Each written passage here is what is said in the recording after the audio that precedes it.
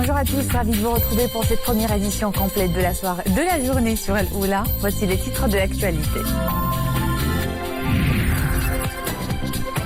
Hier à Casablanca, Sa Majesté le roi Amir al-Mu'minin a accompli la prière du vendredi à la mosquée Al-Isra wal-Mi'raj. Amir al-Mu'minin a également procédé à la remise du prix Mohamed VI au major du programme de lutte contre l'analphabétisme dans les mosquées au titre de l'année 2017-2018. Amid focus sur la mission de contrôle qualité-prix des produits de consommation, un contrôle qui passe au peigne fin l'ensemble des produits pendant le mois sacré pour contrecarrer toute pratique illégale.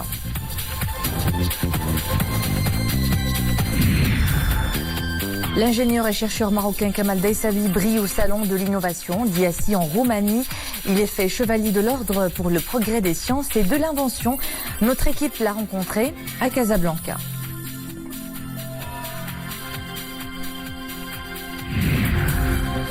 Nous parlerons également du football, des quartiers. La passion du ballon rond fait émerger de nouveaux talents, surtout chez les tout petits. Nous le verrons dans l'un des quartiers de la capitale. Sa Majesté le roi Mohamed VI Amir al-Mu'minin a accompli hier la prière du vendredi à la mosquée Al-Isra wal-Mi'raj à Casablanca. Dans son prêche, l'imam a souligné que le mois sacré de Ramadan regorge d'événements majeurs qui ont façonné l'histoire de la Oumma islamique. C'est le mois de la révélation du Saint-Coran, des victoires et des épopées. La grande bataille de Badr en particulier, qui a laissé des traces indélébiles dans la mémoire des musulmans et consacré plusieurs valeurs humaines. Après la prière, le ministre des Habous et des Affaires islamiques, Ahmed Tawfiq, a prononcé une allocution devant Sa Majesté le roi Amir al-Mu'minin dans laquelle il a souligné que le programme de lutte contre l'analphabétisme dans les mosquées a bénéficié depuis son lancement en 2000 et jusqu'à 2018 à plus de 3 millions de personnes, auxquelles s'ajoutent celles qui suivent le programme sur la chaîne Mohamed VI du Saint-Coran, diffusée 2 fois par jour, et sur le site web du ministère des Habous et des Affaires islamiques. Amir al-Mu'minin a par la suite procédé à la remise du prix Mohamed VI au major du programme de lutte contre l'analphabétisme dans les mosquées au titre de l'année 2017-2018.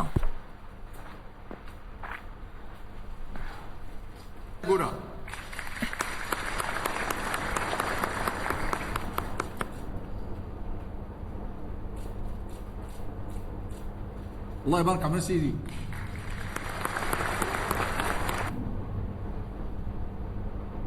En exécution des hautes instructions royales, la garde royale poursuit l'opération de distribution de repas d'iftour au profit des familles nécessiteuses dans plusieurs villes du Maroc tout au long du mois sacré du Ramadan, à l'instar des années précédentes. Cette opération permet la distribution quotidienne de 5000 repas d'iftour au niveau de 13 points, dont 6 à Rabat, 3 à Salé et 4 à Tétouan, Marrakech, Nkhilat et Tanger que vous voyez sur ces images.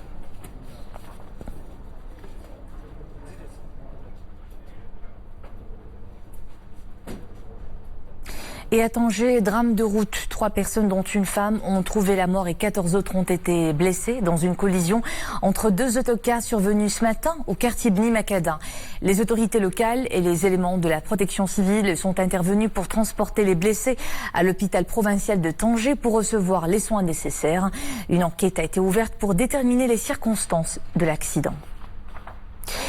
Et pendant le mois sacré, le contrôle de la qualité des denrées alimentaires et de leur prix est toujours au programme. Plusieurs intervenants conjuguent leurs efforts pour veiller au grain et faire face à toute pratique illégale en ce mois de grande consommation. Le reportage est à Midelt, Ahmed Al-Fadeli, Zakaria Mouqimbillah. Le souk hebdomadaire de la commune territoriale Boumia. En ce mois de Ramadan, la demande est croissante pour plusieurs types de denrées alimentaires. Sur le terrain, des agents de l'ANSA veillent au grain. Ils contrôlent la qualité et les prix des produits exposés selon des facteurs bien déterminés.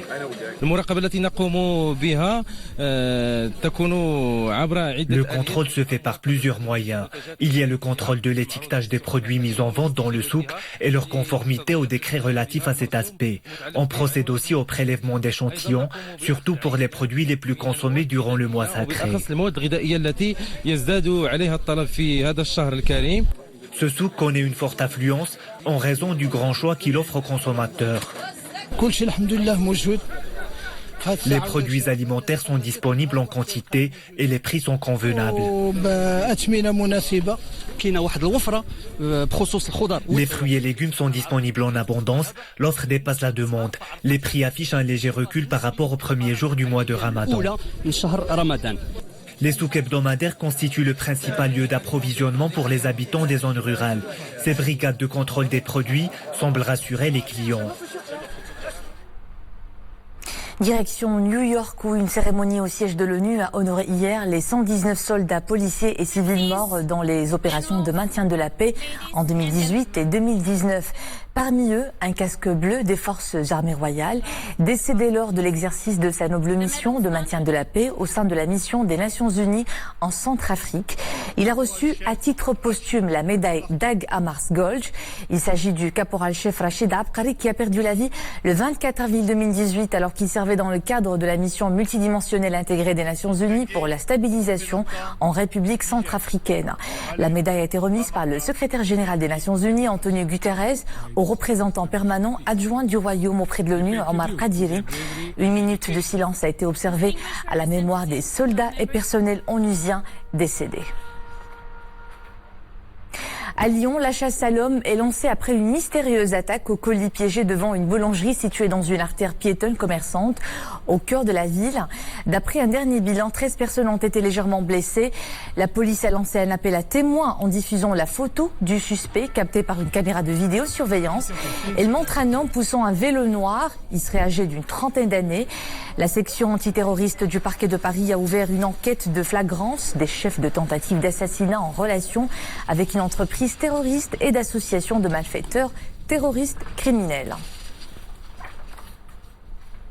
Élections européennes, on vote aujourd'hui à l'Est.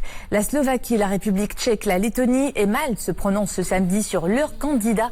En Slovaquie, le scrutin est vu comme un test pour les populistes de gauche au pouvoir. En République tchèque, seul pays où le vote est étalé sur 2 jours, le scrutin est aussi un test pour le mouvement populiste du Premier ministre tchèque André Babis.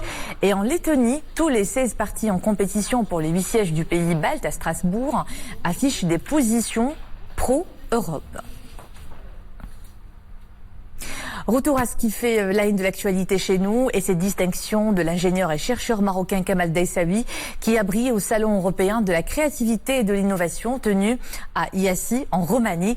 Il est fait chevalier de l'ordre pour le progrès des sciences et de l'invention en reconnaissance à ses actions en faveur de la recherche scientifique. Une tête bien faite, hautement appréciée au plus grand salon de l'innovation de l'Europe de l'Est. Sarah Katir.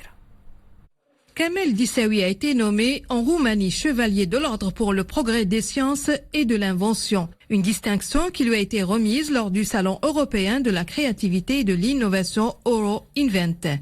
Et ce, en reconnaissance notamment de ses actions en faveur de la recherche scientifique et de l'innovation. Mes pères en Roumanie m'ont consacré chevalier de l'ordre des sciences et de l'innovation. Cette distinction en réalité est une distinction relative à une vie pleine de 40 ans d'enseignants-chercheurs où il y a eu de l'enseignement, de la recherche, mais également et surtout actuellement du coaching de cette jeunesse qui, à chaque fois qu'on lui donne les moyens, se distingue. Aujourd'hui, notre homme est à la tête d'une école d'ingénieurs qui a également été récompensée lors de l'édition 2019 par 2 médailles d'or pour ses innovations Smart Afrique et Smart Factory 4.0.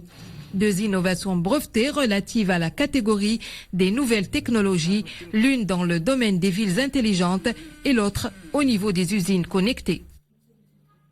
Le premier projet, c'est un projet porteur en fait pour les villes intelligentes. C'est le projet Smart Traffic. Donc il s'agit globalement de traiter les cas d'urgence des ambulances, des polices, ainsi que les délégations officielles, avec la dernière technologie de traitement des images et l'intelligence artificielle.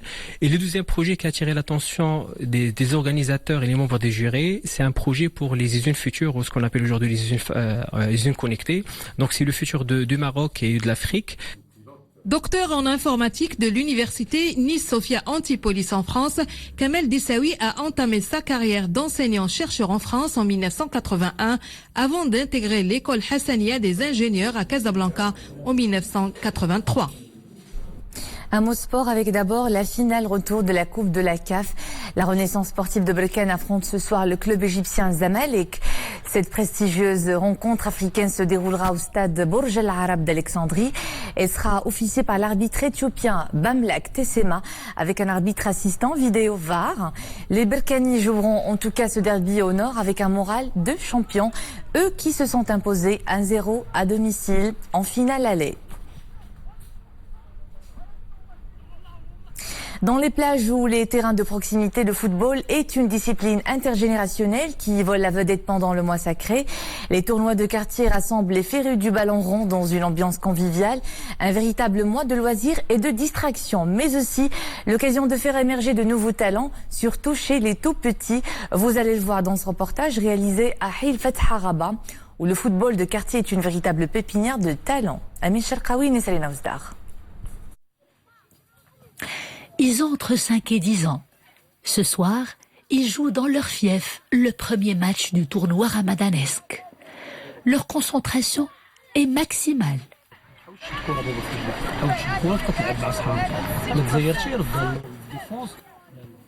Sur leurs petites épaules, la pression est considérable. Ils ont déjà la peur de l'échec et surtout la rage de vaincre. Promis à un bel avenir, ils sont investis et passionnés. Et ils le savent, le football, c'est beaucoup de labeur. Ces joueurs en herbe s'entraînent 2 fois par semaine, avec des encadrants bénévoles de leurs quartiers respectifs. Ils ont des rêves plein la tête et un but bien précis. J'ai voulu en tant que gardien de but. Je veux donner le meilleur de moi-même et devenir comme Ter Stegen. Il m'inspire beaucoup. Cela fait 3 ans que je joue au football. J'adore cette discipline. Mes idoles sont Cristiano Ronaldo et Mehdi Ben Atia.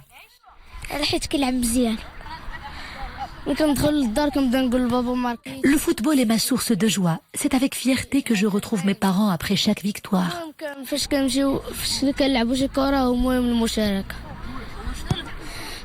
Cela fait 5 ans que je joue au football. J'ai appris beaucoup de choses et je sens que j'ai amélioré mes capacités techniques. Même s'il s'agit d'un tournoi symbolique, nous les considérons comme des joueurs professionnels, histoire de booster leur énergie et leur donner la confiance nécessaire. Coup d'envoi de ce match amical que ces pépites pleins d'entrain prennent avec beaucoup de sérieux. Ils taquinent la balle en cuir avec beaucoup d'aisance. Leurs passes sont puissantes et très fluides. Leur style de jeu diffère d'un joueur à un autre et c'est tant mieux. Leurs gestes sont scrutés ce soir par un invité spécial, un grand nom du football national, ici installé sur le banc de touche. Sacré à 3 reprises meilleur buteur national, Mostafa Bedodan est là en chair et en os pour donner l'exemple.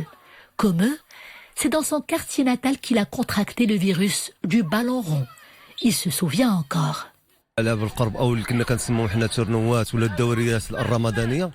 J'ai rattrapé mes premières balles dans les ruelles de mon quartier d'enfance. Tout comme plusieurs champions nationaux qui se sont mondialement distingués. Je cite à titre d'exemple Nourdine Nibet, Mohamed Timoumi et Rachid Daoudi. Sans strass ni paillettes, le football de quartier rassemble les générations, passionne les foules et cultive le fair play. Il aide les générations montantes à s'épanouir, à grandir et à vibrer ensemble. Arrive maintenant sur un moment de partage, de recueillement et de convivialité. La célébration de la Iloula du rabbin Nassim Ben Nassim aux environs d'Essaouira. Le Moussem annuel rassemble des Marocains de confession juive venus des 4 coins du monde. Tous savourent un moment d'émotion et de fête. Abdane Taravi et Mounia Marouche. C'est dans une ambiance de communion que ces Marocains de confession juive se recueillent sur la tombe de Rabbin Sim Ben Sim. C'est la fête de la Iloula. L'occasion pour la diaspora juive marocaine de renouer avec ses racines, de retrouver les siens et de ressentir l'atmosphère chaleureuse du pays. C'est magnifique. Je retrouve le Maroc comme c'était avant, avec toute la communauté juive. C'est magnifique. J'oublierai jamais mon pays et vive le roi. Moi, je suis de France. J'adore le Maroc et jusqu'à mon dernier souffle, j'aimerais toujours le Maroc. Ah bah, vive le Maroc. Vive le Maroc. Vive le roi. Lors de ce Moussem, le cœur des Marocains de confession juive est à la fête. Un agréable moment de partage s'offre à eux, à Essaouira, terre du vivre ensemble. J'ai goûté à la Iloula à cette fête et je viens maintenant tous les ans. Et tous les ans, on est super bien reçu. Je suis un homme heureux quand je viens ici. Je rentre chez moi. C'est là où j'habite. C'est là où Et bien sûr, El Malik, c'est chez nous. On adore venir. Les gens sont extraordinaires. On va à Essaouira, on l'apprécie. Casa, Rabat, tout. C'est un pays merveilleux. Impressionné du Maroc. J'ai entendu plein de choses et je réalise que c'est un pays extraordinaire. Les gens sont extrêmement gentils, extrêmement chaleureux. Et c'est la première fois que je viens au Maroc et ça fait des années que je voulais venir. Mais vraiment, la gentillesse des Marocains me touche au plus profond de mon cœur parce que j'ai jamais vu ça. Et l'hospitalité. Moi, je suis marocaine, née à Casablanca. Et ça fait 36 ans que j'ai quitté. Première fois que je viens après tant d'années. Et c'est comme ça que j'ai amené une bonne copine à moi, ma meilleure amie, qui connaissait pas le Maroc.